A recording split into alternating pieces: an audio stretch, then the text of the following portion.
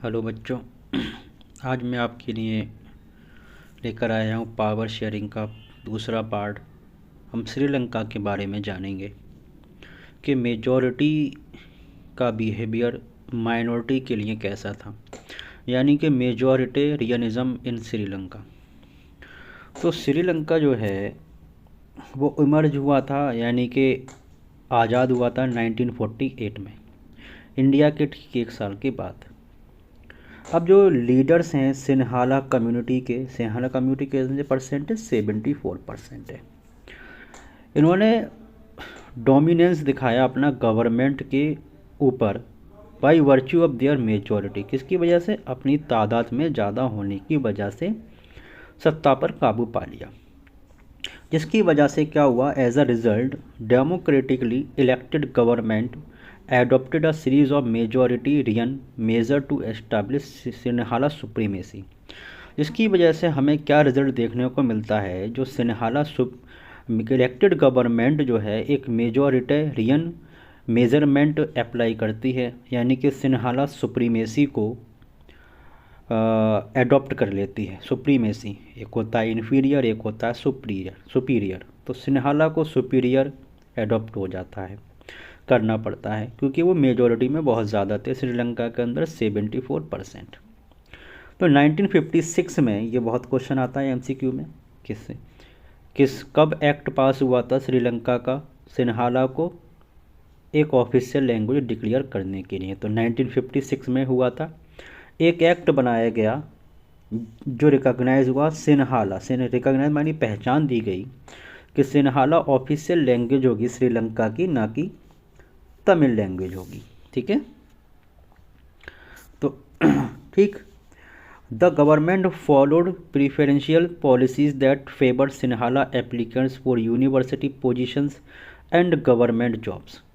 तो गवर्नमेंट क्या कर रही है यहाँ पर? प्रीफरेंस दे रही है ऐसी पॉलिसीज़ को जो यूनिवर्सिटी पोजीशन पर और गवर्नमेंट पोजीशन पर सिन्हाला कम्युनिटी के लोग ही बैठें या नौकरी करें या जॉब करें।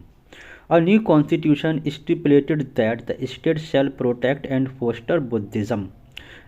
अब नया कॉन्स्टिट्यूशन क्या कह रहा है कि स्टेट बुद्धिज़्म को प्रोटेक्ट भी करेगा और बढ़ावा भी देगा।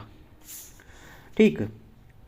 अब यहाँ पे क्या देखने को मिलता है श्रीलंका में? All these government measures coming after one after the other gradually increase the feeling of alienation among the Sri Lankan Tamils.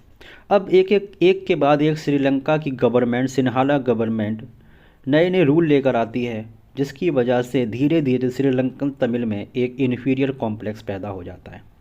They felt that, वो उन्होंने महसूस किया, the none of the major political parties led by the Buddhist Sinhala leaders was sensitive to their language and culture. वो क्या कह रहे हैं कि जो सिन्हाला लीडर हैं वो माइनॉरिटी के लिए बहुत ज़्यादा सेंसिटिव नहीं है, बल्कि कोई भी मेजर पॉलिटिकल पार्टी सिन्हाला को प्रीफर नहीं करती है, उनको इन्फीरियर समझती है, उनके लैंग्वेजेस को भी और उनके कल्चर को भी।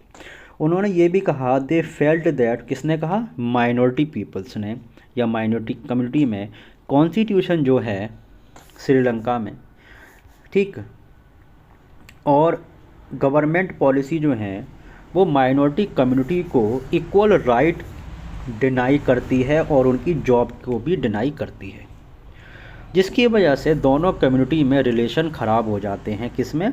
श्रीलंकन तमिल और सिन्हाला में टेंशन ज़्यादा बढ़ जाती है जैसे जैसे टाइम आगे बढ़ता चला जाता है। तो श्रीलंकन तमिल एक पार्टी लॉन्च करते हैं और स्ट्रगल अपना शो करते हैं, किसके लिए? कि उनकी तमिल लैंग्वेज को भी इम्पोर्टेंस दी जाए, एक ऑफिशियल लैंग्वेज का दर्जा दिया जाए, इक्वलिटी मिले उनको एजुकेशन में पढ़ने के लिए और उनकी जॉब के लिए। बट लेकिन होता क्या है? उनकी डिमांड को लगातार डिनाई कर दिया जाता है, मना कर दिया जाता है या रिजेक्ट कर दिया जाता है। तो 1980s में several political organisation were form demanding an independent Tamil Eelam state in northern and eastern part of Sri Lanka. तो 1980s आते आते बहुत सारे पॉलिटिकल ऑर्गेनाइजेशन डिमांड करती हैं कि हमारा एक स्टेट बना दिया जाए तमिल एलम नदन और eastern part of the Sri Lanka में, जिसकी वजह से एक डिस्ट्रस्ट पैदा हो जाता है। डिस्ट्रस्ट मतलब उनके बीच में यकीन ख़त्म हो जाता है।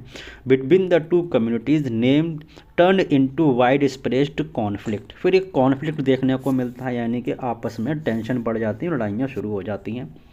It's soon turn into a civil war. अब आप देख रहे हैं कि दो कम्युनिटी, जो एक माइनॉरिटी में है और एक मेजॉरिटी में, 74% सिन्हाला हैं, 18% तमिल हैं। सिविल वार छिड़ जाता है, गृह युद्ध छिड़ जाता है, जिसकी वजह से people of both the communities have been killed, बहुत लोगों की जान जाती है, बहुत सारी फैमिली को अपना देश छोड़ना पड़ता है और वो रेफ्यूजीज़ बन जाते हैं, बहुत सारों की लिवलीहुड भी ख़त्म हो जाता है। ठीक है, तो जैसा कि हमने इकोनॉमिक्स में भी पढ़ा है कि लिवलीहुड के बारे में क्या होता है डेवलपमेंट वाले चैप्टर के अंदर। तो Sri Lanka excellent record of economic development, education and health, but the civil war has crushed a terrible setback to the social cultural and economic life of the country. It ended in 2009। तो 1980 से tension आना शुरू हो जाती हैं और civil war कब ख़त्म देखने को मिलता है, 2009 में। 2009 में जो बच्चे अब 10th क्लास में हैं, आई होप वो 3 या 4 साल के रहे होंगे, तो यहाँ पर श्रीलंका सोशल कल्चरल और इकोनॉमिक टेरेबल सेटबैक मानी उनको पीछे धकेल दिया जाता है। किसकी वजह से? सिर्फ एक सिन्हाला कम्युनिटी को सुप्रीमेसी दिखाने की वजह से, या अपने आप को एक डोमिनेंट करेक्टर शो करने के लिए। ठीक है, तो ये श्रीलंका के मेजॉरिटी करेक्टर के बारे में था कि सिन्हाला माइनॉरिटी के लिए कैसा बिहेवियर शो करती हैं। ठीक है, वीडियो अच्छी लगी है तो चैनल को शेयर और सब्सक्राइब ज़रूर करें। Thank you very much.